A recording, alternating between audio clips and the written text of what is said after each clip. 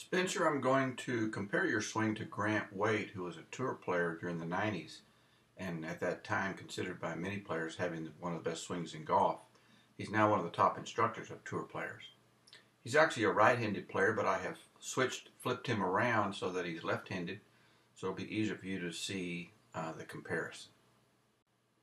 I'm beginning at the impact position, which is the most important, because everything the golf ball does, how far it goes, how high it goes, how much it curves and spins, is all determined by the laws of physics and motion that exist at the moment of impact. And it's the club's position at impact that determines those laws of physics. What determines the club's position is the player's body position at impact. And then everything that player does prior to impact has the sole purpose of arriving at a fundamentally sound impact position. I've drawn a box from the center of the ankles up to the top of the head.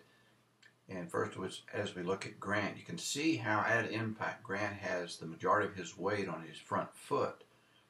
In fact, the average pro will have 85% of their weight on their front foot at impact. What this does is it puts the low point of their swing in front of the golf ball, which is critical for solid contact. You want to hit the ball first and then the ground. You also have your weight on your front foot. You're in an excellent position. Your body's position here is almost identical to Grant, so that's excellent. The second thing the pros do in order to keep the low point or have the low point in front of the golf ball at impact is they make sure their hands are in front of the golf ball, so they create a shaft lean.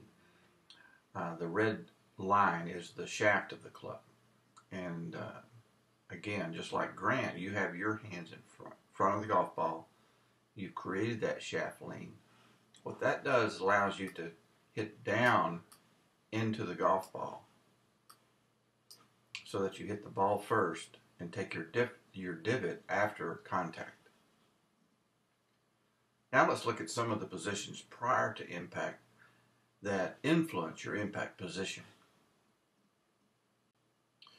Here we are at the one position, and first let's look at Grant. He has a little bit more weight on his front foot at the addressed position. He's got about 55% of his weight on his front foot. And this is desirable because it sets that low point in front of the golf ball at the beginning of the swing. So Grant's kind of in a little mini impact position at the start. As we look at you, you also have more weight on your front foot than your back foot, but you may be doing more of a drill swing. You may have been really working on some impact drills. You actually have a little too much weight on your front foot for the normal swing. Now, if this is a drill swing, then you may be doing something in order to emphasize a particular fundamental of the swing. But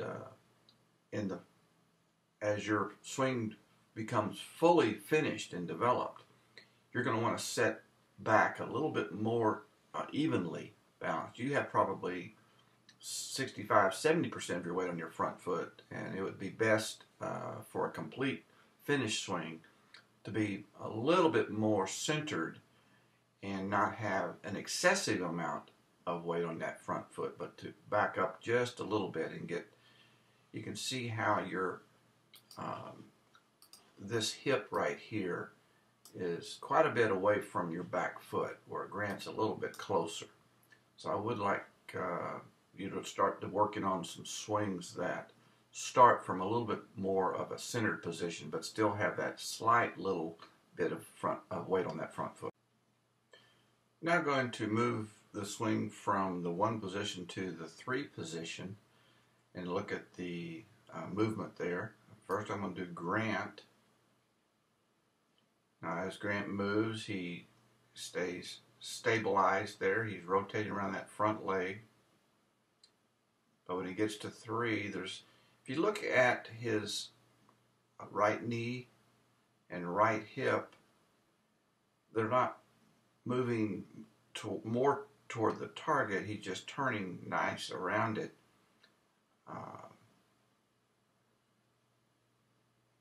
His knees are at the beginning, both knees are a little flexed, and in the backswing, the right knee will start to increase its flexion, as the back leg starts to extend a little bit. So there is an incremental change in both knees, and where the front knee is flexing and the back knee is extending, and that blended action helps maintain an evenness and a fixed position on that front leg. We look at yours. If you watch, you're starting almost with an extended leg, so you really can't coordinate an extension movement because it starts extended. I think this is because of the work you've done with the drill. But once you need to also begin working with a starting position where the back leg is flexed, and it learns how to time the extension with the backswing, because you have a little bit of a swivel in the pivoting of the hips. It's not quite what you want to do. That front hip kind of pushes too far forward at this point. I'm now going to continue the swing up to the end of the backswing and then through impact to about the 8th and 9th position. Here's Grant. Takes it up. He's starting to fall just a little bit towards the target. He drives down. You can see his front knee at the top of the swing. It's right here. But then as he drives through, you can see that knee move more forward. His front knee is actually in front of his foot now. If you look at his hip right here, his hip drives forward. And as he comes through, has nice extended arms. Both arms very straight here. Look at your move.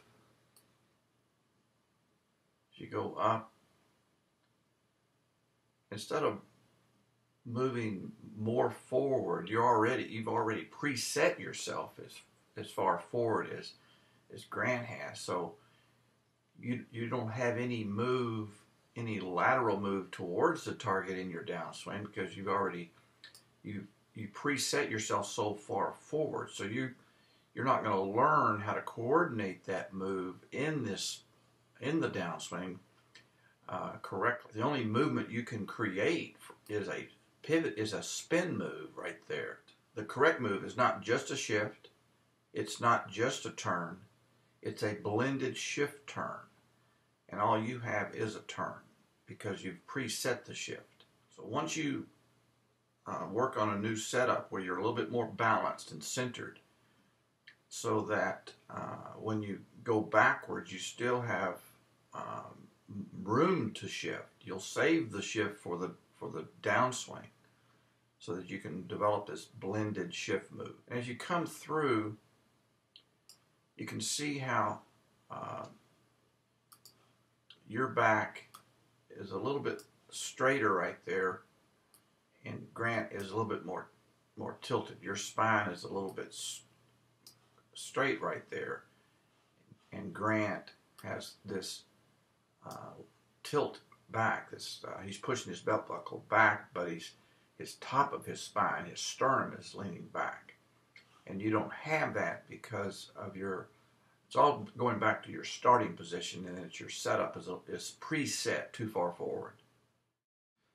You have a very good solid foundation of fundamentals to build on. I know you're a new player. In fact, I think I remember you saying that you are actually right-handed in all things except golf. But you do have a good solid foundation to build on, and hopefully this has been helpful as you build the next few pieces to your golf swing.